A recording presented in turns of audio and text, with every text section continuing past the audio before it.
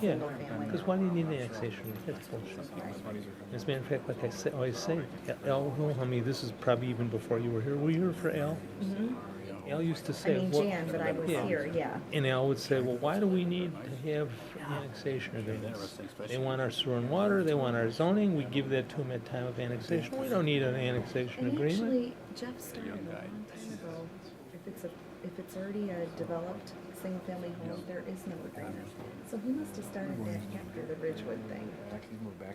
Well, I think for Ridgewood it was a little bit different because then it was a promise that you will hook up to sewer and water, So you we will would have pay. charged Yeah. I think that's already been done. Right. I think we cut them breaks. I think we did it for free. Are we ready to start? I think we're ready, aren't we? Ready? Okay, call the roll, please. Mr. Cox? Here. Mr. Kella? Here. Oops, sorry. Mr. Moore? Here. Mr. Roosonellis? Here. Mr. Walden? Mr. Chairman, members of the committee, and people in the audience, this is the duly advertised meeting of the Joliet Plan Commission for the month of May, year 2016. We've got an agenda printed in front of us with 3 items on it. There have been no requests to move anything ahead, so we'll stick to the agenda as printed. First case up under consideration is annexation.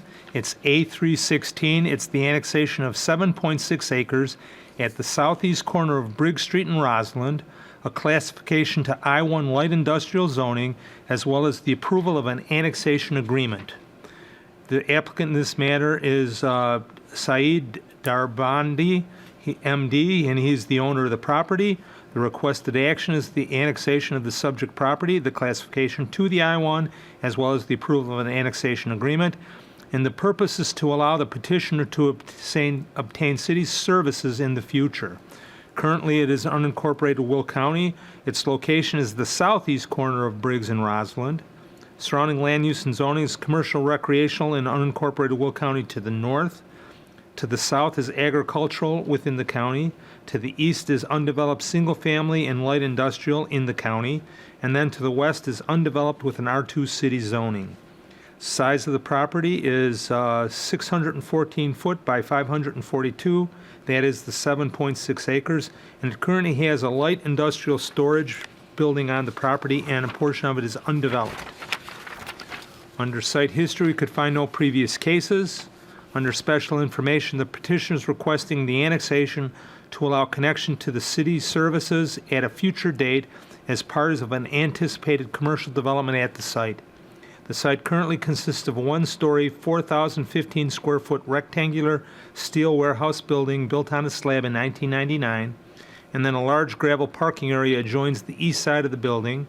The petitioner leases the warehouse to a cable cell tower contractor. The tenant will remain at the site until the site undergoes major redevelopment, and the estimation for that is 3 to 5 year time frame. Several planning departmental requirements will allow the continuation of the current use as the gravel parking area would be paved within 60 days of annexation approval, that any outside storage area incidental to the contractor business must be visually screened with a solid 6-foot-high wood or vinyl fence. And then also the Joliet Public Works determined that the necessary right-of-way dedications on Briggs and Roslyn have previously been provided, and that was 33 foot on Roslyn, 65 on Briggs. Per the Joliet Public Utilities Review, the current use is not required to connect to the city's sewer and water service. The site may remain on private utility service until such time as the major new development occurs. The annexation is subject to the city's sewer and water tap-on fee and the economic development impact fee. The site is part of the East Side Sanitary District, therefore detachment fees are applicable in this case.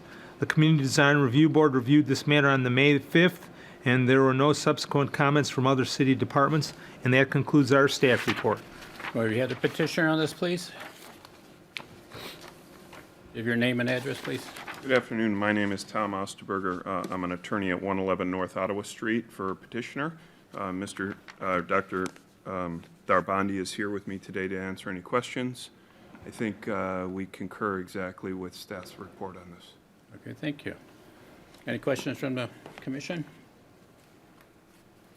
No? Anybody from the audience? Any questions from the audience? Okay, hearing none. We've got some in the back here. Oh, I'm sorry. Come on up. Give your name and address up to the podium, please. My name is Jonathan Severin, and I am actually the property owner that is to the east of him. And I was just kind of curious on, I know there's been talk in the past about putting up a gas station there, and I was curious about the floodplain that runs through my property and the amount of water that he's already shedding on to my property, and what was going to be done about that. Ordinarily, our city engineer's here, but so I'm a planner, and I'll try to answer what I know. Let's go. Greg's there. Greg, you want to come up and talk about drainage and what would have to be done at time of development? Yeah, so at time of development, the property will not be allowed to release any more water than it naturally does. And typically, when stormwater detention occurs, which it will in this case as the property develops, the actual amount of runoff will be reduced from this property onto neighboring properties. It'll be slowed down to a lower rate. So I'm not exactly sure the floodplain situation, but any development on this site or the neighboring property would have to meet with FEMA guidelines. They wouldn't be able to fill in floodplain. If they did, they'd have to provide compensatory storage, that type of thing. So at the time of development, Public Works would review any drainage to ensure that everything's draining properly and it's not releasing more runoff than it is allowed to. Okay.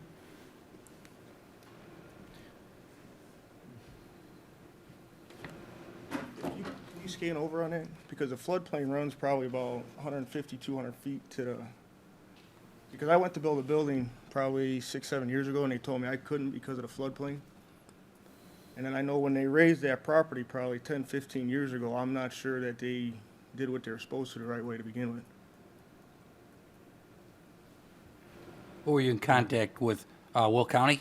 Yes. Yeah, Will Will County County zoning. land use. Because we got a special use permit to do, my dad owns a trucking company out there, so we got a special use permit to do what we're doing with the pallets. And I went to build a building, and they told me I couldn't because of the floodplain that runs, it's basically 150 feet off the property line there. Is the floodplain in that tree line? That's, If you go a little further, I don't know if you oh can. yeah, I don't think we can. I think that we've got this, It's pretty. this is not a live map, it's a copy of a map. It's pretty defined because it runs off from like the far north, and there's a obvious creek almost that runs from there all the way down to Spring Creek. So I was just, like I said, I'm all for it, but I just was curious Yeah. as to what was going to Well, be done. you know, his property is west of the tree line, so they shouldn't be in the floodplain, but then he's got, West or east? he's got to follow the guidelines, you know, so that they don't, you know, if it's anywhere in the floodplain, then they can't fill, so. Well, where I was going to build a building is probably 300 feet away from the floodplain, and he's within 300 feet of that floodplain, and they told me I couldn't. And I don't know if that makes sense or not, but, No, You because could build right up to the floodplain. floodplain. okay, well, Yeah, maybe I was misinformed, that's all. but maybe get Greg's number, so when something comes up, you can give him a call, and at least, you know, if you got any questions, and to keep an eye on it for you. I'm all for it, I was just Yeah, curious. on- okay, no, but at least, you know, when something starts, you know, you can talk to him and get information. Sounds good, thank you. Okay. Any other questions? Okay, hearing none. A motion is in order for A-3-16. So moved. Second. Call the roll, please. Mr. Moore? Aye. Mr. Roosonellis? Aye. Mr. Walden? Aye. Mr. Cox? Aye. Mr. Kella? Aye. Next case up, we've got actually 3 items under consideration under one case. We've got P216, that's a preliminary plat of Ketone Business Center subdivision. FP2-16, that's the final plat of the same. And then lastly would be M116, which is a development agreement for that same subdivision. And the applicant in this case is Ketone Acquisitions LLC. They are the owners and the developers. The requested action is the approval of a preliminary, final, and a development agreement. The purpose is to develop a 4-lot industrial subdivision that currently has an I-2 general industrial zoning. The location is Route 6 at Hollywood Road. The size of the property in question is 262 acres, and it's currently undeveloped land. Surrounding land use and zoning to the north is industrial commercial with a combination of B3 and I-2 in the city. To the south is the Des Plaines River. To the east is undeveloped with commercial I-2. To the west is Forest Preserve, which also has an I-2.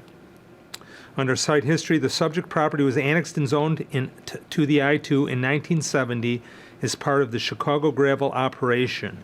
A preliminary plat for First Park Joliet subdivision was approved in February of '08. Preliminary plat for Joliet Commerce subdivision was approved in February 13, but were never finalized and have subsequently lapsed. Special information. The approval of the preliminary plat and the final plat for Ketone Business Center subdivision will create a 4-lot industrial subdivision. A 1.25 million square foot warehouse and a distribution building is proposed for Lot 1. That includes 76.3 acres. Lot 2 is buildable lot and includes a 13.2 acres but has no future user identified at this time. Lot 3 is made up of a 15.9 acres and will mostly be part of the storm detention system. Lot 4 will remain large 154.3 acre lot that is not part of the final plat and will be re-subdivided as part of a future redevelopment plan. Lot 4 will also include future dedication of the Hollywood Boulevard Road extension and the Des Plaines River Bridge. The remainder of Lot 4 will contain a conservation easement for existing floodplain and wetlands. Future negotiations will need to take place in order for a future donation to the Forest Preserve District of Will County of some of this land. All public improvements will be required as per the subdivision regulations and Public Works and Utilities Department. A 10-foot wide hiking biking trail is being required along the frontage of the subdivision adjacent to Route 6 for connection to the Forest Preserve holdings and the existing I&M Canal Trail. Water and sewer connection fees, developer impact fees will be required. A draft of the proposed development agreement is attached hereto and includes language concerning future mining, blasting, and barge usage, also the future bridge, the utilities, the bike path, and the street lights. The Community Design Review Board met on May the 5th. The minutes are attached. That concludes our staff report. May we have the petitioner, please? Good afternoon. My name is Tom Osterberger, 111 North Ottawa Street, Joliet, attorney for the petitioner. Here today we have Kyle Schumacher, the owner of Ketone Acquisitions, the petitioner on this, and Jason Snyder, the engineer from Jacob and Hefner. We agree with Jim and staff's report. I will note that we met with the city probably 8-9 months ago. We went to Land Use Committee, who then asked us to go to City Council on this matter, not specifically on how it was to be divided, but just to generally approve our plan, and they did. And so then we came back to staff and started engineering. So we're here for any questions. All right, thank you. Any questions from the commission? No? Any questions from the audience? Come on up, please. Give your name and address. Good afternoon. My name is Jeff Castelli, and I live off of McClintock Road in Leland Hills subdivision, and I'm here to speak out against the building of the big box warehouse at Route 6 and Hollywood Boulevard. As a child, I remember going to the Grundy County Corn Fest parade with my grandparents, and my grandfather would stop his old Jeep by those woods so us kids could watch the deer eat. Decades later, my wife and I had the same pleasure with our grandsons. A few years ago, a construction crew with heavy machinery came in, and in a couple of weeks, what took Mother Nature decades to build destroyed those woods. Now those same woods are on the rebound, but are under the threat of being destroyed again and replaced with asphalt, concrete buildings, and semi-trucks. I wish I had the money to purchase that property to donate it to the Forest Preserve so those woods, deer, and other animals can once again enjoy life. Humboldt Road, Hollywood Boulevard is not equipped for more semi-traffic. The same council has openly admitted of the truck traffic congestion on Route 53, but still approved building of big box warehouses. Walter Straw Drive was closed due to crossing gate accidents with trucks. Larry Road, west of Route 53, at the railroad crossing, a truck disregarded those down crossing gates and was hit by a train. The Abraham Lincoln Cemetery has had property damage due to semi-trucks. At the train crossing on Humboldt Road, the same will happen. The more truck traffic, the percentage of an accident occurring increases, and it will happen. The freight hauled by those trains contain hazardous and toxic chemicals. If and when there is an accident, it will be devastating. The interchange of Route 80 and Humboldt Road wasn't made to handle the increase of truck traffic. So to end, I am only one person with one voice. To this council, I ask, when will you stop losing pristine property to build massive warehouses? I have written 4 articles which have been in the Herald News about the river bridge you want to build. And by adding additional warehouses and putting more truck traffic in another location that infrastructure wasn't made for. The safety of the community does not seem as important to this council as making money off of building more big box warehouses. I'm sure this is probably a pretty much signed deal already, but I hope the developer would at least put some nice aesthetic trees, landscaping involved with building this property up, just so it isn't an eyesore like another big box warehouse. Appreciate your time today. Thank you very much. Thank you. Anyone else? Yes, sir, come on up. Give your name and address, please. Jim Bice, Hollywood Casino Joliet, neighbor to the east. A few questions I had for the board is, are there going to be any improvements to the roadway Route 6 and any improvements or widening to Hollywood Road or Hobart Road? Jim, I believe when we went through this before, they were talking about widening it down there when they bring it in, didn't they? If the bridge is a reality, there'll be some major improvements that will have to be made and funded for by whatever the funding source identified is. Short term, though, Greg, they're going to have to do frontage improvements or provide for frontage improvements. It's a state route, so as you know, the state doesn't sometimes allow the developer to do frontage improvements, but they will make them do like deacceleration lanes and XL lanes and things of that nature. So that will be per the IDOT requirements. We really don't have much of a say-so in that. One of the things that we do require of them, the developer, to do is the bike path and street lighting. Now, again, the state won't let us put the street lighting in until we collect enough funds to do at least a mile's worth of street lighting. So that would be a requirement of the city, but what will happen is they'll end up escrowing the money. We'll escrow the money for that street lighting project. So with the development of this property for their use, probably not a lot is going to be required. We don't know what the IDOT requirements are yet. If the right-of-way is developed for the bridge across the river, then yes, you'll see some major modifications that will be funded by whatever. Right now, there's a discussion about federal funds, private funds. Obviously, the state doesn't have any money, but we're thinking that that whole bridge discussion is a year or two off at the earliest. Even to go to engineering is probably every bit of 2 or 3 years. Construction would be 2 years beyond that. So we're talking about a time horizon that's probably out at least 5. So you won't see much of a change down there with the development of the first lot or some of the second lots down there. But it is under IDOT control, and the city doesn't have much to say about that. Greg, I know that at one point in time, the state started in on a long-term plan for the redevelopment or redo of Route 6, but I don't think that ever gained any traction. It was never funded. I think they did some preliminary engineering. Yeah. Right. Jim, if I could point out, currently, IDOT hasn't signed off, but the entranceway for this first phase is going to be west of the Hobart extension. The Hobart extension has been left out for the city to continue discussing the matter of a future bridge. And the landscaping along west of at Hobart and westward will all be put in with the first phase. So in terms of the beautification right now, all we can say is you're going to see landscaping along Route 6 in that area. Right. Some of my concern is the guest traffic that I've got coming from both I-55 and I-80.